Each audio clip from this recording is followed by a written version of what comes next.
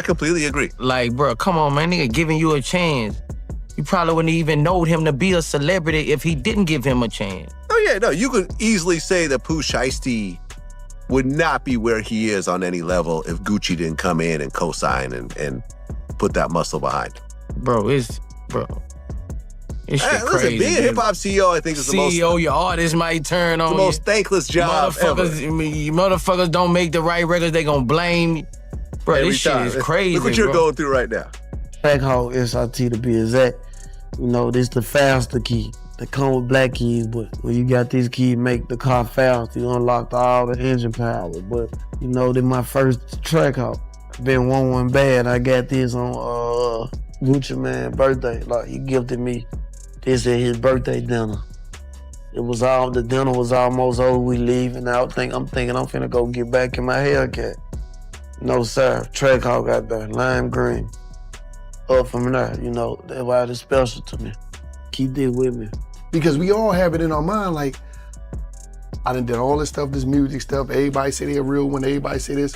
I don't need your money, but who gonna reach out and say, like, who reached out? Did anybody reach out and say, damn, let me get one? Did anybody reach out to your pop? Like, yo, I got something for me.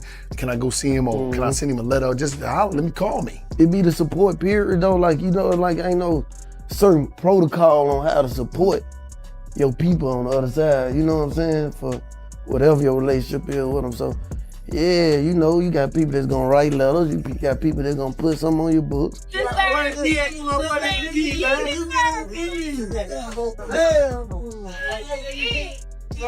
on, bro, you gotta get in with me, man. So look at your rim. Look at your Get your phone up. Put my phone there. Give me a line. You my other phone, man. Hey, get my other phone, man. Yeah. Oh, no, I only two here, man. Give me right, man. No. Slime over there for my guy, man. His birthday.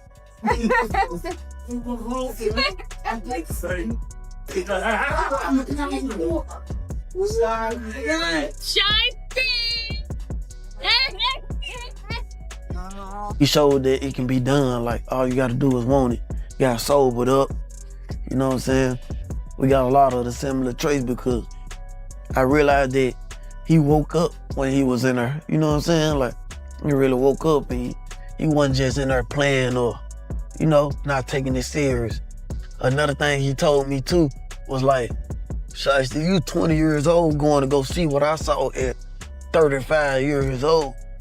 You know, you got a head start as long as you got this out the way first, you know. Fortunately, it had to happen, but it happened, bro. It is what it is, so you got to get this out the way early.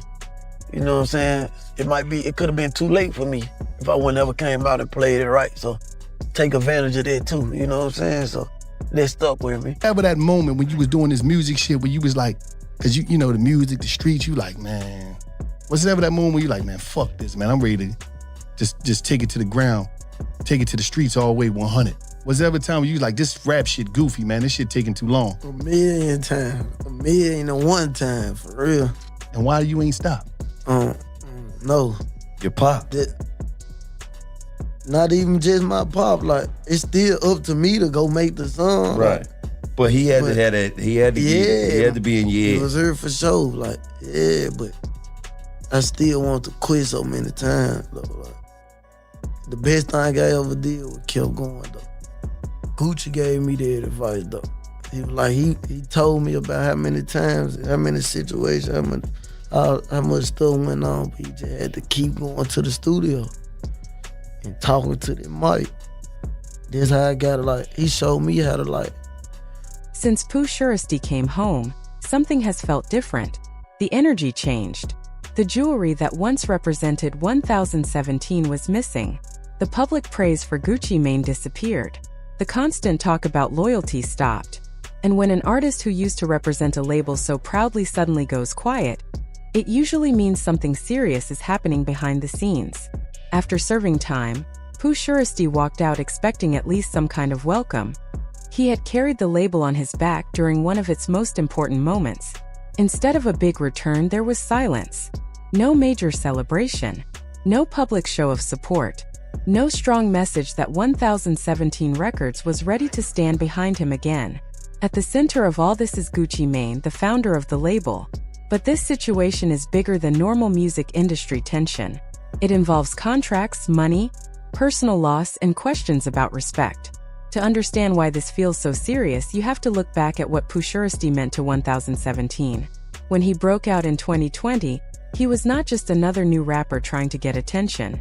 His single Back in Blood exploded. The track was everywhere: clubs, cars, playlists, TikTok, radio stations. It became one of the biggest songs of that year. Then his project Shiesty Season went platinum. That is not a small achievement. At a time when many people were no longer focused on 1017, Pooh Shiesty brought the spotlight back to the label. He gave it new life. For a label owner, that kind of momentum is rare. Felt like the beginning of a long run. Then everything shifted. In late 2021, Pooh Shiesty was sentenced on federal charges. For many artists, prison ends their career. Fans move on. The industry finds the next big thing. But that did not happen here. While he was behind bars, his music kept getting streamed. His name stayed active in conversations online. Instead of fading away, the anticipation around him grew stronger. People waited for his return. During that period, Gucci Mane publicly said he missed him. He spoke about keeping the label solid. On the outside, it seemed like things were stable. But once Pooh Shiesty was released, the expected celebration never came. After he got out, he posted a message saying that nobody really supported him except his family and the people who had been with him from the start. He did not mention Gucci Mane directly. He did not need to. When an artist signed to one label says that no label showed love, the meaning is obvious. That is where the real tension appears: business. Before prison, Pooh Shiesty signed his deal when he was still new and hungry. At that time, he needed the opportunity. But when he came home, his value was completely different. He entered prison as a rising rapper. He came out as a proven star with platinum records and massive streaming numbers. Reports suggest that when new numbers were discussed, the offers did not match his growth. Instead of a deal that reflected his status, the terms supposedly looked similar to what a beginner might receive. That is a hard pill to swallow for someone who already proved he could carry a label. Pooh Shiesty reportedly pushed back. He had more knowledge about the industry now. He understood contracts better. He knew his brand was bigger. When respect does not match value, relationships break down quickly. Since then, the distance has been noticeable. No public promotion of 1017. No chains. No constant representation. For someone who once proudly claimed the label at every opportunity, that silence speaks loudly. But the story goes deeper than money. While Pooh Shiesty was still incarcerated, his cousin Big Scar passed away in 2022 from an accidental overdose. He was young and also signed to 1017. Memphis felt that loss deeply. After his passing, his family publicly claimed that instead of receiving strong support, there were concerns about retrieving the 1017 chain. There were also allegations that calls asking for help with funeral expenses went unanswered. Those claims created anger and hurt in the community. For Pooh Shiesty, watching this happen while locked up must have been painful. This was not just another artist on the label. This was family. Blood. If he felt that priorities were misplaced during such a serious moment, that could permanently damage trust. At that point, the issue was no longer just about contracts. It became personal. Another layer that makes the situation harder to fix is communication. Some people close to the situation have suggested that Gucci Mane's access is tightly controlled, with his wife managing his phone, social media, and who reaches him. In everyday life, that may not seem unusual. But in the music business, artists often need direct conversations about money, future plans, and personal concerns. When communication goes through other people, misunderstandings can grow. If Pooh Shiesty wanted a private conversation to clear everything up, it may not have been easy to arrange. There is also a bigger reality. He may not need 1017 the way he once did. When he first signed, he needed the platform. He needed the push and the cosign from a respected name like Gucci Mane. Now, he already has the audience. He has millions of streams. He has recognition. Marketing can follow his reputation. Distribution deals can come from different places.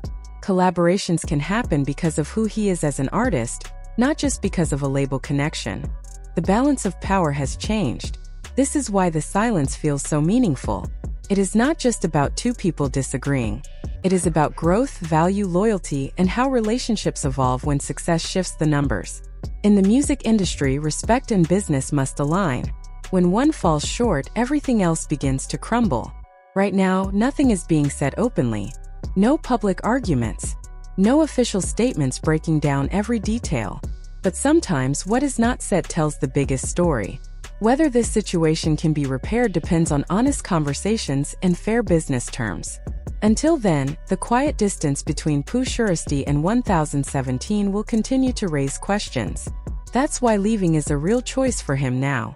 Staying would mean accepting a deal that may not reflect his true value. After everything he has faced, that does not seem likely. He has already proven himself.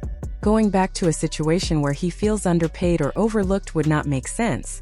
If this turns into a public conflict through music or interviews, it could damage both sides. It would not only affect Pooh Shiesty but also 1017 Records. Other artists pay close attention to situations like this. They watch how labels treat their biggest names, especially during hard times. If a company cannot stand firmly behind its top artist after prison, new talent might think twice before signing. This situation also highlights a bigger issue in the music business. Many young performers sign contracts early in their careers just to get an opportunity. At that stage, they are focused on getting exposure and making a name for themselves. As they grow and become more successful, those early agreements can start to feel limiting. The labels that last for years understand this. They adjust contracts. They reward progress. They show appreciation when an artist levels up. The labels that refuse to change often lose their stars. Right now, 1017 does not have many strong names on its roster. Pooh Shiesty was the centerpiece. He brought attention, streams, and credibility. Without him playing that role, the lineup looks thinner. In today's industry, reputation matters as much as sales. A label's image can affect who wants to join and who chooses to stay away. What began as an exciting partnership has turned into something filled with distance and doubt. When Pooh Shiesty came home, he likely expected appreciation and open arms. Instead, the lack of visible support shifted how he sees the situation. Looking at everything together, this feels bigger than just one contract. It raises questions about loyalty. It shows how relationships can change when fame fades for a moment. It also reveals how people behave when there are no cameras around. He went to prison as a rising artist who still needed guidance. He returned as someone who understands his market value and the business side of music much better. That kind of growth changes how a person negotiates and how they expect to be treated. The timing makes it even heavier. Coming home after years away is already a major adjustment. On top of that, he had to deal with personal loss in his family and watch from a distance how certain situations were handled. Then he stepped back into an industry that moves quickly and rarely waits for anyone. That is a lot for one person to process. When support feels missing during such a moment, it becomes more than paperwork. It becomes personal. Now everything feels uncertain. This issue could stay private and slowly fade into the background, or it could surface in songs and interviews, becoming much louder. Hip-hop history shows that when artists feel disrespected, they eventually speak up. Sometimes they send subtle messages in their lyrics. Other times they address it directly. Either way, fans usually notice. The big question is what comes next. Will this push Pooh Shiesty into a new chapter where he operates fully on his own terms? Or will both sides find a way to repair what has already been damaged? No matter how it ends, there is a lesson here for upcoming artists. Understand your value early. Learn how contracts work. Pay attention to how people act when you are not present. What do you think? Did Pooh Shiesty handle this situation the right way?